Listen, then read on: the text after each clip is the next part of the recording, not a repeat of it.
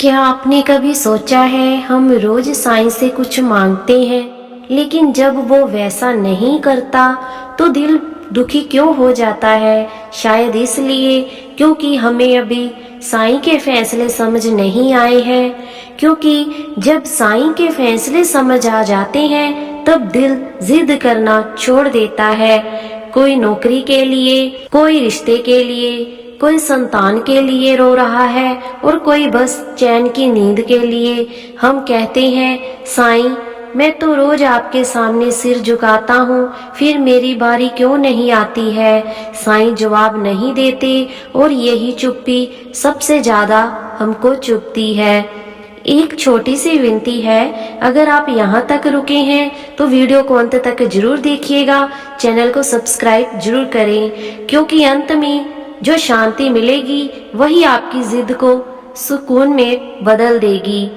सच कहें तो हम साईं पर भरोसा नहीं करते, हम साईं से अपनी मर्जी मनवाना चाहते हैं, इसे ही हम भक्ति समझ लेते हैं। लेकिन साईं कहते हैं भरोसा मतलब ये नहीं कि जैसा तुम चाहो वैसा हो, भरोसा मतलब ये है कि जैसा मैं करूं उसे स्वीकार कर सको। जिस दिन यह बात दिल में उतर जाती है उस दिन आंसू भी बदल जाते हैं। पहले आंसू होते हैं शिकायत के, फिर आंसू होते हैं समर्पण के, और वही आंसू साईं को सबसे ज्यादा प्रिय है। एक बार एक भक्त साईं के चरणों में फूट फूट कर रोने लगा।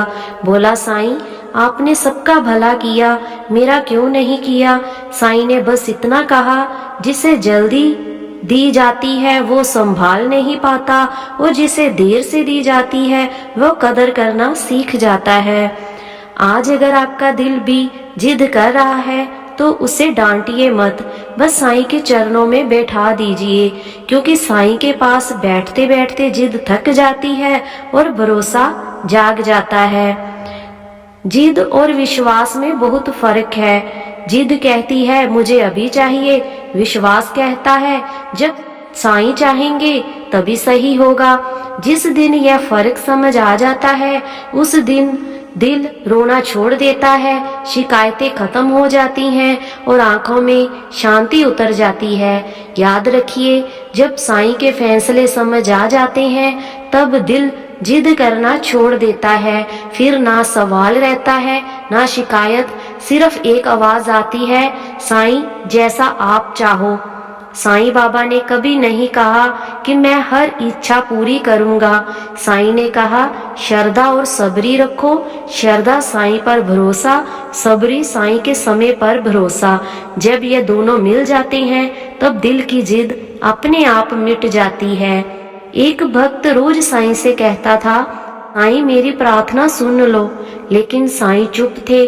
सालों बाद वही भक्त बोला, साईं धन्यवाद, अगर उस दिन मेरी सुनी होती तो आज मैं टूट चुका होता। यही है साईं का फैसला, जो देर से समझ आता है पर हमेशा सही होता है। अगर आपके जीवन में कुछ अधूरा है, कुछ रुका हुआ है, कुछ टूटा हुआ है, तो साईं से बस इतना कहिए, साईं मुझे नहीं पता क्या सही है, लेकिन आप सब जानते हो। याद रखिए, जब साईं के फैसले समझ आ जाते हैं तब दिल जिद करना छोड़ देता है। फिर ना शिकायत रहती है, ना डर, ना सवाल, बस एक सुकून होता है, साईं सब संभाल लेंगे। अगर ये शब्द आपके दिल को छू गए हो तो वीडियो को लाइक करके साईं के चरणों में एक धन्यवाद छोड़ दीजिए। चैनल साईं मोनिका भक्ति सागर को सब्सक्राइब जरूर करें, ताकि साईं की कृपा भरी बातें आप तक रोज पहुंच सकें।